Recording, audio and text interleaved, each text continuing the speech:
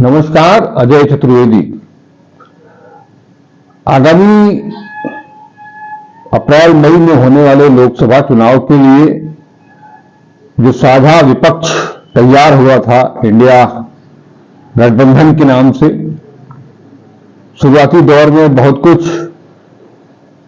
दौर में कहें तो सारे विपक्ष के लोग, बड़े शीर्ष नेता एकजुट होकर के जिस अंदाज में दिखाई दिए थे कि ये गठबंधन पूरी मजबूती के साथ लड़ेगा और एनडीए, भाजपा नीति एनडीए को कड़ी टक्कर देगा, शिकस्त देगा। लेकिन धीरे धीरे खास तौर पर राजस्थान, मध्य प्रदेश सहित जो 5 राज्यों में चुनाव हुए और जो परिणाम आए, उसके बाद धीरे धीरे इसमें कुछ शिथिलता आई और इसका लाभ उठाया बीजेपी ने। सबसे पहला हमला बिहार पर हुआ। नीतीश कुमार जिन्होंने इंडिया गठबंधन की शुरुआत की थी, उनको तोड़ा गया। झारखंड में मुख्यमंत्री को गिरफ्तार करके दबाने की कोशिश की गई, लेकिन वहां कोई दाल नहीं गली। पश्चिम बंगाल में दबाव बनाया गया, वहां भी ममता बनर्जी ने गठबंधन से पूरी तरह से ना इनकार किया ना इकरार किया, कहा कि हम केवल 2 सीट दे सकते हैं। पंजाब में केजरीवाल साहब ने कहा कि हम पूरे अकेले दम पर लड़ेंगे। दिल्ली को लेकर के भी अभी कश्मकश जारी है। इसी तरह से उत्तर प्रदेश में भी बड़े लंबे जद्दोजहद के बाद बुधवार को सीट शेयरिंग का मामला फाइनल हो गया। उत्तर प्रदेश की 80 में से 17 सीट कांग्रेस को मिली है, जबकि शेष 63 सीट अभी तक समाजवादी पार्टी, जो उत्तर प्रदेश में इस गठबंधन को लीड कर रही है, उसने अपने पास रखा है। इन 63 सीटों में जो छोटे छोटे दल हैं, क्षेत्रीय पार्टियां हैं, जातिगत पार्टियां हैं, उनको भी मौका दिया जाएगा, ऐसी संभावना व्यक्त की गई कल प्रेस कॉन्फ्रेंस में ही। अब हम बात करना चाह रहे हैं, आज हमारे सामने हमने इस पर चर्चा के लिए आमंत्रित किया है कांग्रेस के युवा कार्यकर्ता, नेता, कैडर बेस समर्पित वैभव त्रिपाठी जी को। हम उनसे इस गठबंधन पर, उत्तर प्रदेश के गठबंधन पर जो सीटें मिल रही हैं, उन सब पर विस्तार से चर्चा करेंगे। तो हम आपको लिए चलते हैं, उनसे मिलवाते हैं वैभव जी से। वैभव जी, आप आए, आपने अपना अमूल्य समय दिया, क्योंकि अब चुनाव का दिन बहुत निकट है। 1.5-2 महीने का जो समय है, उसमें उसके लिए तैयारी के लिहाज से, पार्टी के लिहाज से आप लोगों के पास वक्त थोड़ा कम है। मैं सीधे मुद्दे पर आता हूं। कल जो लंबी कश्मकश जद्दोजहद के बाद जो सीट शेयरिंग का मामला कांग्रेस और समाजवादी पार्टी के साथ तय हुआ, उसे लेकर के आप क्या सोचते हैं? क्योंकि 2017 में भी अखिलेश जी ने विधानसभा चुनाव में कांग्रेस के साथ गठबंधन किया था, लेकिन वो गठबंधन बहुत सक्सेसफुल नहीं रहा, दोनों पार्टियों के लिए, सपा के लिए भी और कांग्रेस के लिए भी। इसके बाद 2019 के इलेक्शन में समाजवादी पार्टी ने आपसे किनारा करके बहुजन समाज पार्टी से हाथ मिलाया। नतीजा ये हुआ कि बहुजन समाज पार्टी को 10 सीटें मिली और समाजवादी पार्टी 5 सीट पर ही सीमित रह गई। हालांकि इससे मायावती बहुत संतुष्ट नहीं हुई और उन्होंने सपा पर ही ये आरोप लगा दिया कि उनका वोट ट्रांसफर नहीं हुआ और उससे वो बुआ भतीजा का जो समीकरण था वो टूट गया। इस बार जो इंडिया गठबंधन को लेकर के हम लोग बात करें कि अब दो बड़ी पार्टियां यूपी में एक साथ हो गई हैं। रालोद भी पहले इसमें था, लेकिन वो किन्हीं कारणों से, प्रलोभन हो, दबाव हो, चाहे जिस वजह से हो, जयंत चौधरी आज इंडिया से बाहर हो गए हैं। ये दीगर बात है कि जहां वो जाना चाह रहे थे, जहां वो गए हैं, वहां भी वो अपने आप को बहुत सामान्य महसूस नहीं कर रहे हैं। इस जो सीटें बांटी गई हैं सपा और कांग्रेस के बीच में, उसको लेकर के आप क्या सोचते हैं? देखिए, आपने बहुत महत्वपूर्ण बात ये कही कि 2017 में कांग्रेस और सपा का गठबंधन हुआ था, और जो जनमानस की भावनाएं होती हैं वो चुनाव परिणाम में दिखती हैं। और हमें लगता है कि जो 2017 का चुनाव था, एक तरफ जहां कांग्रेस बदलाव की बात करने के लिए खड़ी हुई थी और बाद में गठबंधन हो गया, तो वो जो धारा चल रही थी कांग्रेस के साथ, वो कहीं ना कहीं अवरुद्ध हो गई। हर चुनाव के अलग समीकरण होते हैं और जनता का अलग मूड होता है, अलग विचार होता है। 2017 में माहौल कुछ अलग था। मोदी की सत्ता नई नई आई थी, लोगों को उनसे उम्मीदें थी, क्योंकि वो बहुत बड़े बड़े वादे करके आए थे, बहुत ही महंगाई की मार। तो जनता ने सोचा कि 400 का सिलेंडर 200 में हो जाएगा, 70 का पेट्रोल 35 में हो जाएगा। रामदेव भी यही कह रहे थे। 4 रुपए यूनिट की बिजली 2 रुपए यूनिट हो जाएगी। हुआ कुछ और। आज 10 साल बाद अगर हम इसको देखें तो 400 का सिलेंडर 1200 तक पहुंचा दे दिया जाता है, 70 रुपए का पेट्रोल 100 पहुंच जाता है, बिजली का बिल लगभग 8 से 10 रुपए यूनिट हो जाता है। तो इन सारी चीजों से जनता का अब मन उधर से खिन्न हो गया है। जो उम्मीदें थी जनता को नरेंद्र मोदी की बातों से, उनके वादों से, जनता अब ये समझ चुकी है कि वो सिर्फ झूठ बोलते हैं। ताजा ताजा उदाहरण देख लें, किसान आंदोलन जब पिछली बार चल रहा था तो लगभग 1 साल से ज्यादा, लगभग 13 महीने चला, और प्रधानमंत्री मोदी जी ने कहा कि हम एमएसपी का कानून बनाएंगे। उसके बाद किसानों ने आंदोलन वापस लिया था। अब 2 साल बीतने को है, लेकिन एमएसपी का कानून नहीं बना। अब मोदी जी क्या कह रहे हैं कि चौधरी चरण सिंह जी को, स्वामीनाथन जी को, कर्पूरी ठाकुर को और पीवी नरसिम्हा राव जी को भारत रत्न दे देते हैं, अब किसान तो मौन हो जाए, उनको एमएसपी नहीं मिलेगा। कहीं ना कहीं जयंत चौधरी जी भी यही बात कह रहे हैं कि जब उन्होंने चौधरी साहब को भारत रत्न दे दिया तो मैं कैसे मना कर दूं उनको गठबंधन में जाने के लिए। ये तो मतलब बेहद हास्यास्पद बात है और चौधरी साहब के उस कद को कलंकित करने वाली बात है। इसलिए कि अगर आज ये चारों महान विभूति, आडवाणी जी तो उनके अपने आदमी थे तो उनको तो देंगे ही, लेकिन वो 5 घोषणाओं में 4 जो लोग हैं जिन्होंने गरीबों के लिए काम किया है, पीवी नरसिम्हा राव जी ने आर्थिक उदारीकरण करके हर गरीब के जेब में पैसे डाले। स्वामीनाथन जी की अपनी रिपोर्ट है, उन्होंने कहा कि भाई किसानों को लागत मूल्य पर 50% लाभांश दिया जाना चाहिए, तो गरीबों की बात कर रहे थे। कर्पूरी ठाकुर सामाजिक न्याय की बात करने वाले, चौधरी चरण सिंह किसान नेता। तो ये सारी बातों को उन्होंने ऐसे बौना बना दिया है। आज अगर ये सारे लोग होते तो वो सभी भारत रत्न को ठुकरा देते। मैं बस 10 सेकंड में कंप्लीट करूं। भारत रत्न को ठुकरा देते और कहते कि किसानों को उनका अधिकार दीजिए। ठीक बात। इन सारे माहौल से और मौजूदा परिस्थिति में महंगाई और बेरोजगारी से पूरी जनता जो है उद्वेलित है, और वो ये मन बना चुकी है कि हम इस तानाशाही सरकार को उखाड़ फेंकेंगे, जो संसद में सवाल करने वाले सांसदों को सस्पेंड कर देती है, सड़क पे प्रदर्शन करने वालों को फर्जी मुकदमों में उलझा देती है। तो ये जो जनता का जनमानस है, जनभावना है, इस जनभावना के अनुरूप, क्योंकि जनता कहती है कि जब 31% 35% वोट शेयर पाके नरेंद्र मोदी सत्ता में आते हैं और लगभग 65% वोट शेयर उनके खिलाफ होता, बावजूद उसके उनके कैंडिडेट हार जाते हैं, तो उसका कारण क्या है? कारण साफ है कि वोटों का बिखराव हो जाता है। कोई 20 वोट पाता है, कोई 10 वोट पाता है, कोई 15 वोट पाता है, और 35 वोट पाके मोदी की सत्ता बन जाती है। तो वो वोटों का बिखराव न हो, ये जनभावना है।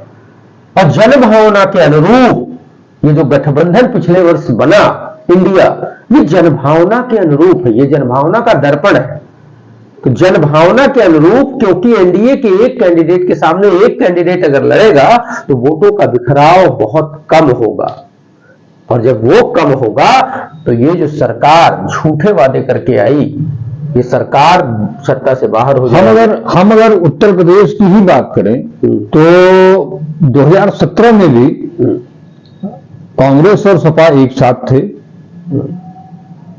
ये माना जा रहा था कि जिस जन भावना की बात आप कर रहे हैं, पिछड़ा और दलित को 2017 में थोड़ा अलग रख करके करते हैं, क्योंकि वो मायावती भी थी।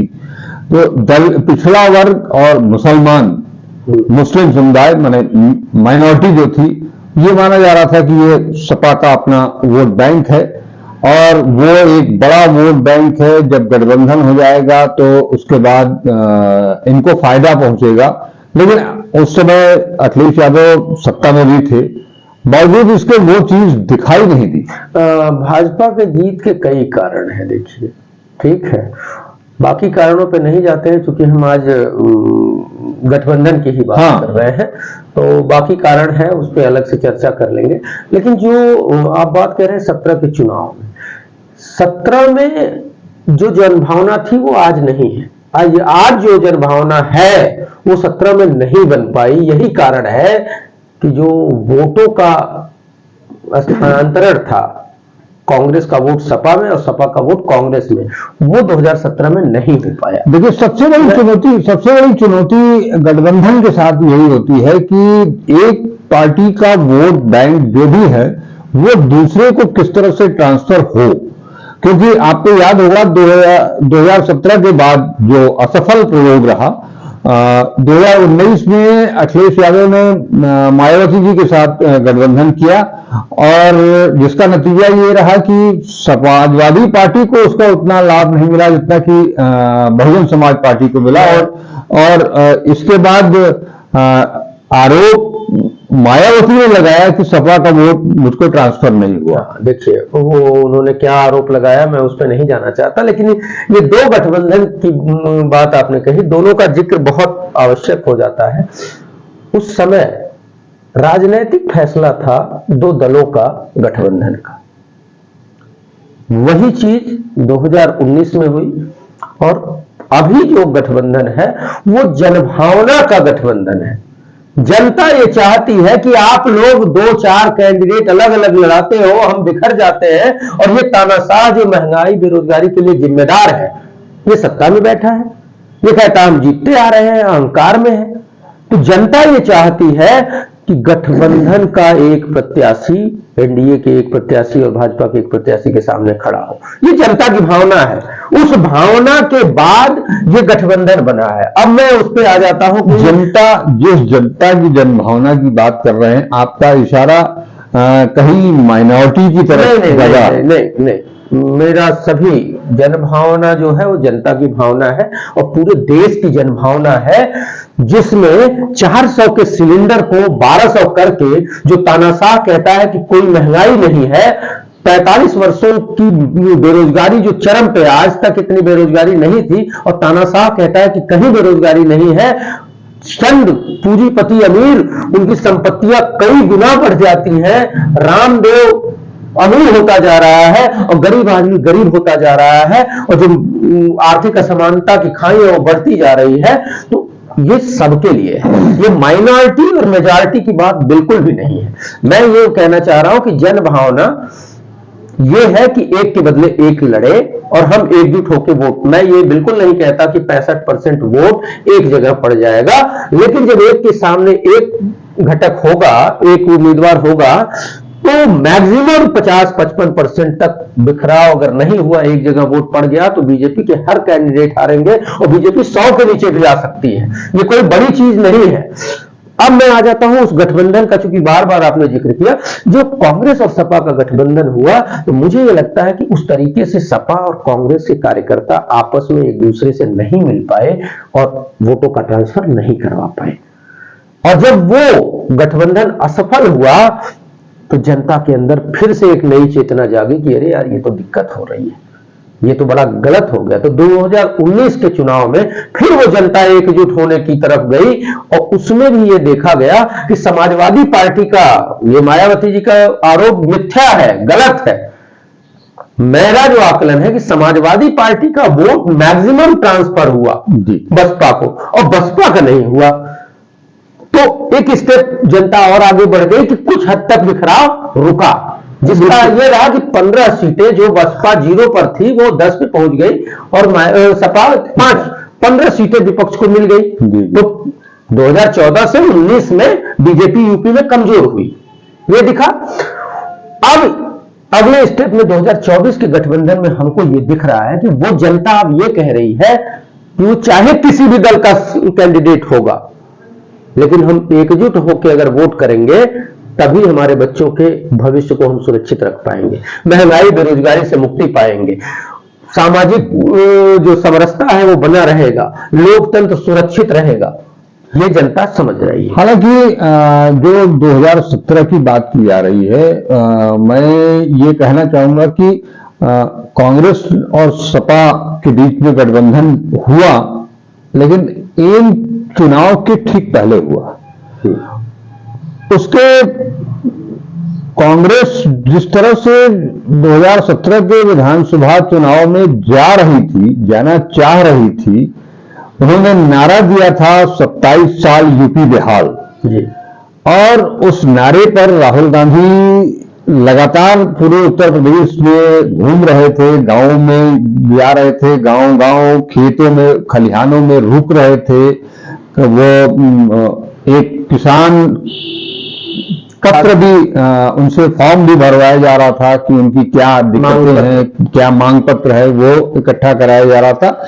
इससे एक माहौल तो बना था, लेकिन वो 27 साल यूपी बेहाल का नारा अचानक ध्वस्त हुआ और कांग्रेस सपा के साथ चली गई। क्योंकि 27 साल में सपा का भी शासनकाल रहा, तो उसका वो जो लास्ट में बदले, आप अपना रुख आपने बदला, उसको लेकर के भी थोड़ा पब्लिक के बीच में उलझन हुई कि ये इधर से उधर, उधर से उधर। अभी तक वो जिन लोगों को नकारा साबित कर रहे थे, आज उनके साथ चुनाव लड़ रहे हैं। ये भी एक फैक्टर काम किया। देखिए, इसमें दो बातें मैं कहूंगा। 27 साल यूपी बेहाल या वो मोमेंटम ध्वस्त नहीं हुआ, उस पर ब्रेक लग गया। अचानक से जब गठबंधन कर गए तो जिस हम वेग में बढ़ रहे थे वो अचानक से रुक गया और जनता में एक भ्रम का माहौल बन गया। वो उसको कोई नकार नहीं सकता। और देखिए, ये सैद्धांतिक बात है कि जो बात हम कह रहे होते हैं और उसके उलट जब हम करते हैं तो जनता उसके खिलाफ आ जाती है। इसका आपको बिहार में दिखेगा अभी रिजल्ट में कि जो भाजपा कह रही थी कि नीतीश को कभी नहीं लेंगे, जो नीतीश बाबू कह रहे थे कि हम मर जाएंगे उनके साथ नहीं जाएंगे, और जो अभी उन्होंने फिर से मिलन कर लिया है, तो जनता उसके खिलाफ है। इसका परिणाम मैं अभी बता देता हूं कि बिहार में भाजपा और जेडीयू सिंगल डिजिट में ही रहेगी। ठीक, मैं अब उस पे आ जाते हैं कि 27 साल यूपी बिहार में जो माहौल बन रहा था, जनभावना इसलिए एक हो रही है अब, जातिगत, धार्मिक, इन सभी मुद्दों से ऊपर, क्योंकि जब पेट में रोटी नहीं होती है ना, तो आदमी धर्म भूल जाता है। तो जब बच्चे की फीस नहीं दे पाता है वो बाप, तो अपने आप को शर्मिंदा महसूस करता है। जब बच्चे पढ़े लिखे हों और उनको नौकरी नहीं मिलती है और वो घर में बैठे रहते हैं, तो उस घर के ऊपर वो बोझ लगने लगते हैं और उनको लगता है कि यार सरकार जो इंडिया गठबंधन की बात कर ले, इंडिया गठबंधन का एक गोल है। ऐसा नहीं है कि बस गठबंधन बना दिया और बस सरकार को हराना है। इंडिया गठबंधन का गोल है 500 का सिलेंडर कांग्रेस राजस्थान में दे रही थी, 3200 का धान का एमएसपी छत्तीसगढ़ में कांग्रेस दे रही थी। बावजूद इसके दोनों मैं कोई बात नहीं, वो मैं अभी देखिए, कुछ वोटों के मार्जिनल वोटों से हम हारे कुछ सीटें, जिसकी वजह से हम सत्ता से बाहर हुए। उसके और भी कारण हैं, हम उसका चिंतन कर रहे हैं। लेकिन हमारा जो गोल है, हमारा जो मोटिव है, ये इंडिया गठबंधन जो कर रहा है वो पूरे देश में पायलट के रूप में स्टेट्स में हो रहा है, वो 24 में सरकार में आने के बाद इंडिया गठबंधन की सरकार पूरा करेगी। पूरे देश को 500 का सिलेंडर देगी, पूरे देश में पुरानी पेंशन योजना लागू करेगी, पूरे देश में एमएसपी का कानून बनाएगी, पूरे देश के किसानों का कर्जा माफ करेगी, पूरे देश में सभी सरकारी जो पद खाली हैं, चाहे वो केंद्र सरकार या राज्य सरकार में, उसमें भर्ती प्रक्रिया चलाएगी। ये ऐसा नहीं कि खोखली बातें हैं, ये हमने करके दिखाया है। राजस्थान में 500 का सिलेंडर देते हैं, कर्नाटक में 500 का सिलेंडर देते हैं, सस्ती बिजली देते हैं कर्नाटक में, छत्तीसगढ़ में। पुरानी पेंशन योजना हमने राजस्थान में शुरू की, झारखंड में, हिमाचल में, कर्नाटका में, छत्तीसगढ़ में। तो ये सारी चीजें बिहार में हमारी इंडिया की सरकार, तेजस्वी का उसमें योगदान है, ना कि नीतीश का। नीतीश को मना कर रहे थे, नीतीश ने उसी तेजस्वी के पास जब जाके सीएम बनने की बात कही। रवि जी, हम लोग यूपी में बात कर रहे हैं। मैं ये कहूंगा कि ठीक बात है, 2017 से 2024 के इलेक्शन की गठबंधन की तुलना करना बहुत ज्यादा, उस पर मगजमारी करना भी वाजिब नहीं होगा, क्योंकि वो एक विधानसभा का चुनाव था और ये लोकसभा का चुनाव है। और दोनों में जब हम बात करते हैं काफी काफी अलग होती हैं। मानसिक तौर पर मतदाता भी कुछ अलग विचारधारा के साथ विधानसभा में वोट देता है और लोकसभा में वोट देता है। म्युनिसिपल कॉर्पोरेशन में भी वो अलग ढंग से वोट देता है। इस बार का जो चुनाव, लोकसभा का चुनाव हो रहा है, चुनाव के पहले जो गठबंधन हुआ है, इंडिया जिस तरह से तैयार हुआ है, यूपी की बात करें तो यूपी में अखिलेश यादव पीडीए, पिछड़ा दलित और अल्पसंख्यक को लेकर के चल रहे हैं। कांग्रेस ने जिस तरह से, जिस अंदाज में, खासतौर पर राहुल गांधी की हम बात करते हैं, राहुल गांधी ने जो न्याय यात्रा शुरू की मणिपुर से लेकर के, और जब वो यूपी में पहुंचे, यूपी में चंदौली, वाराणसी, प्रयागराज, और उसके बाद प्रयागराज से जो तेवर में परिवर्तन आया है, जो एग्रेशन उनके अंदर दिखा है, और वो लगातार जाति जनगणना की बात कर रहे हैं, और जाति जनगणना के तहत उन्होंने युवाओं में जोश भरने की कोशिश की, युवाओं को जगाने की कोशिश की है। बार बार यहां तक डांट करके भी, डांटने के अंदाज में भी उनसे कहा है कि तुम लोग कुछ नहीं कर सकते हो, तुम लोग सो गए हो, तुमको जागना पड़ेगा, उठना पड़ेगा अपने हक के लिए। तो एक चीज तो दिखाई दे रही है कि एक तरफ राहुल गांधी पिछड़ों, दलितों और आदिवासियों को लेकर के चल रहे हैं।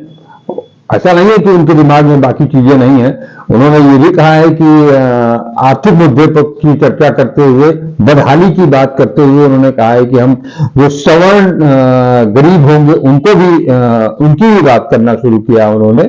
तो ये एक अलग गोल है, और एक उसी से मिलता जुलता पिछड़ों, दलितों की बात अखिलेश भी कर रहे हैं, उसके साथ साथ वो अल्पसंख्यकों को भी जोड़ रहे हैं।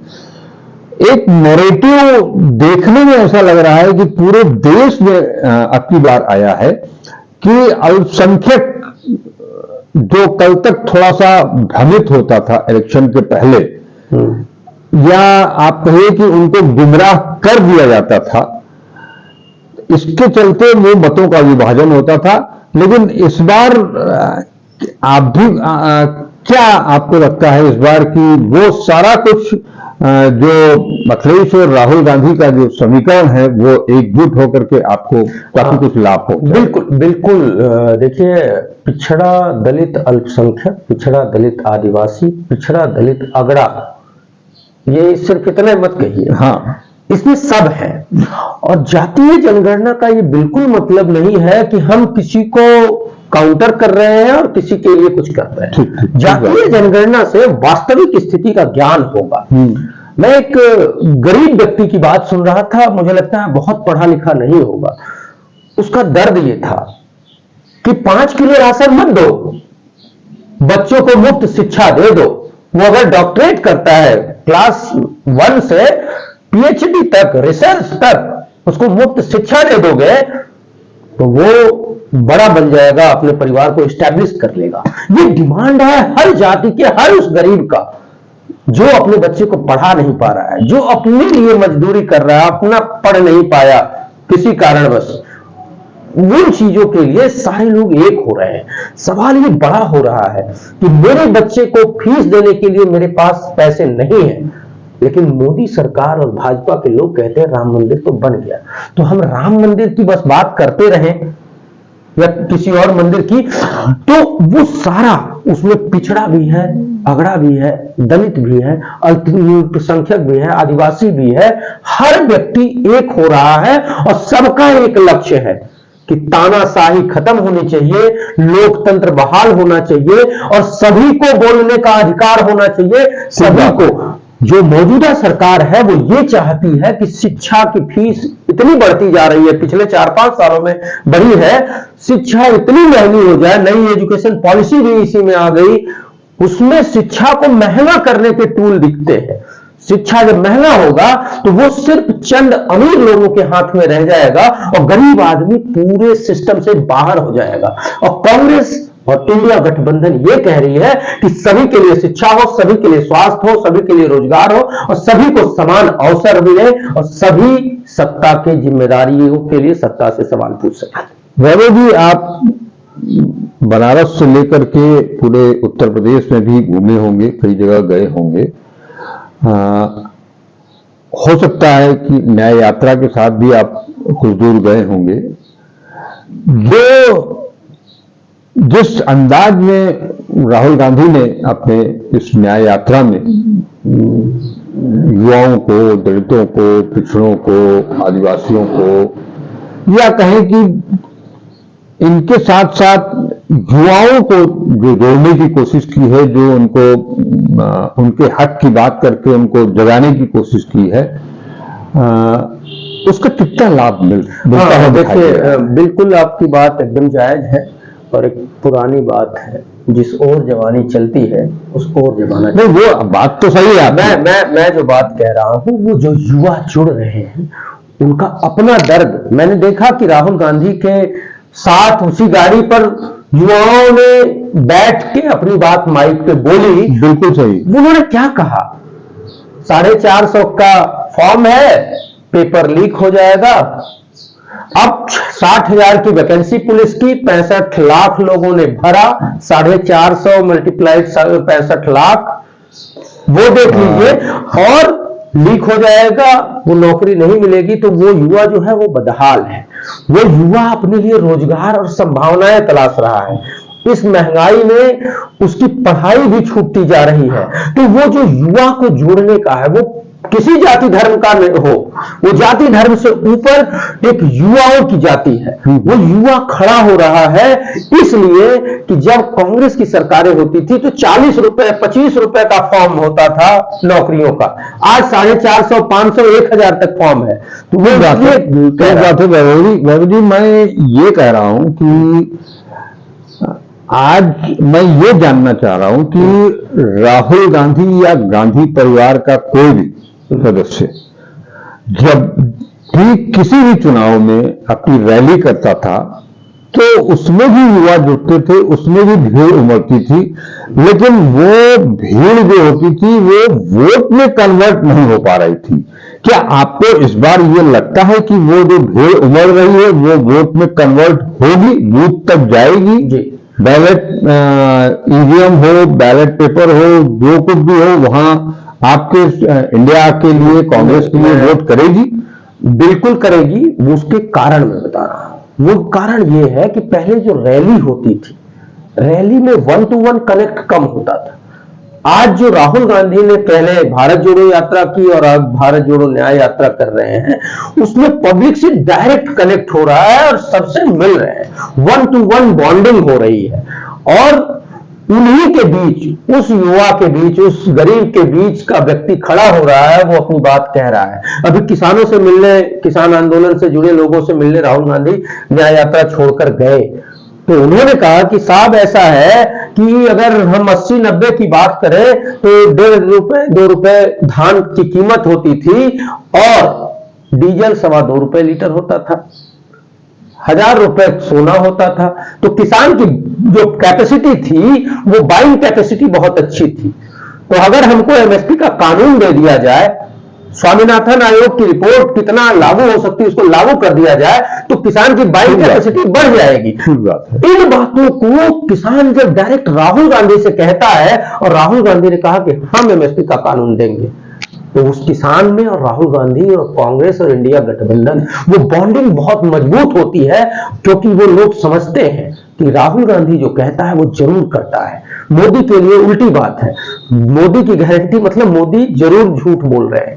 मोदी ने जो भी जब भी कहा है वो झूठ ही बोला है। लेकिन फिलहाल 10 सालों में मोदी की गारंटी ज्यादा मैं उसको देखिए, चुनावी प्रक्रिया में वो चुनाव जीत कर आए हैं, देश के प्रधानमंत्री हैं, उसको कोई नहीं नकार सकता। लेकिन मोदी की गारंटी, कोविड की गारंटी, हमारे पास थोड़ा सा समय थोड़ा कम है। एक सवाल आखिर मैं आपसे करना चाहूंगा, ये जो मैंने पूछा आपसे कि ये जो भीड़ उमड़ रही है वोट में स्वतः एक मिनट, मैं ये जानना चाहता हूं, इसलिए मैंने ये सवाल किया कि आपके पास जो 17 सीट मिली है, 17 सीट में रायबरेली, काफी हद तक आप अमेठी को ले लीजिए क्योंकि एक चुनाव से परिणाम से जो है वो उसको बहुत ज्यादा निगेटिव में नहीं लिया जा सकता।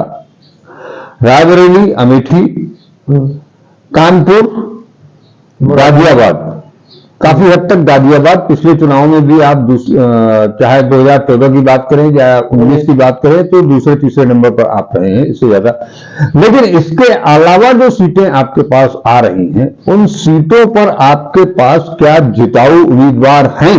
जी बिल्कुल, देखिए ऐसा है कि हमारी आपस में जो बातचीत हुई और काफी लंबे समय मंथन के बाद ये सीट शेयरिंग, हम कांग्रेस की बात कर रहे हैं, मैं वही बात कह रहा हूँ। तो सीट शेयरिंग, हमने उन सभी सीटों पे विचार किया और परस्पर दोनों घटक, समाजवादी और कांग्रेस, उन्होंने इस बात के लिए ज्यादा चिंतन किया कि कौन कौन सी सीटों पे हमारे कौन कौन कैंडिडेट होंगे जो जीत सकते हैं। अमरोहा भी हम जीतने वाली स्थिति में है, और भी सीटें जो बात करेंगे, मुझे ये लगता है कि कांग्रेस की सिर्फ बात अगर कर लें तो उन 17 में कम से कम 12-13 सीटें हम कांग्रेस की जीतेंगे। मैंने ये सवाल इसलिए किया, अगर हम यूपी से हट करके नरेंद्र मोदी जी के संसदीय क्षेत्र वाराणसी में आए, तो वाराणसी में आखिरी सांसद 2004 में राजेश मिश्रा बने थे। 2009 में जो इलेक्शन हुआ जिसमें कि मुरली मनोहर जोशी जी थे, मुख्तार अंसारी थे, अजय राय भी थे, राजेश मिश्रा भी थे। उस चुनाव में कांग्रेस चौथे नंबर पर थी, समाजवादी पार्टी तीसरे नंबर पर थी।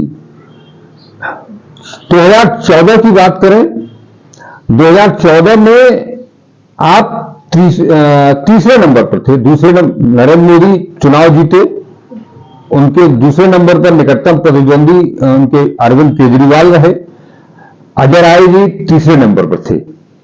2019 की बात करें, नरेंद्र मोदी चुनाव जीतते हैं, दूसरे नंबर पर कोई बड़ा चेहरा नहीं था।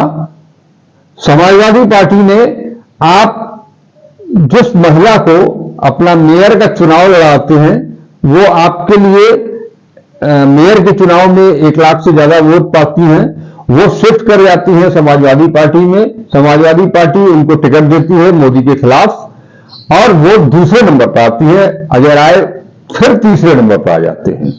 मतलब 2009 से लेकर के 2019 तक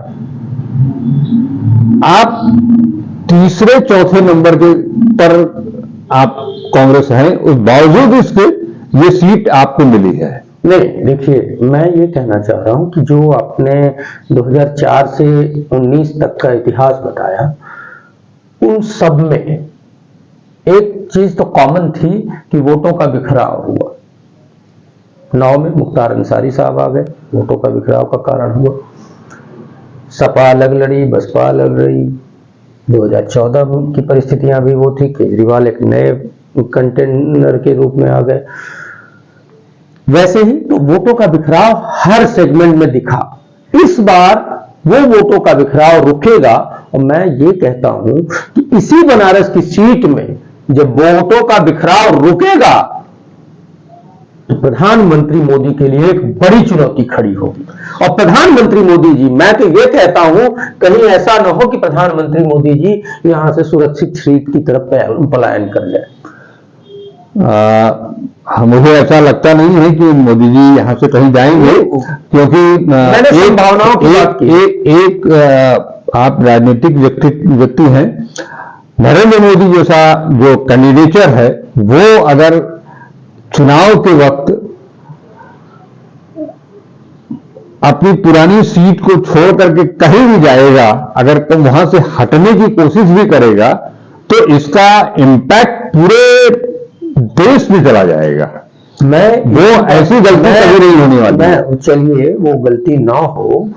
मैंने दो बातें कही। मैंने कहा कि वोटों का बिखराव जब नहीं होगा, कम होगा। ठीक बात है कि नहीं होगा तो नहीं कहा जा सकता, लेकिन कम होगा। आपके पास कुछ ऑप्शन है बनारस के लिए? बिल्कुल, क्योंकि मैं इसलिए कह रहा हूं कि देखिए एक चीज और भी है, 24 घंटे के अंदर बनारस की सीट को लेकर के एक कंफ्यूजन पैदा हुआ।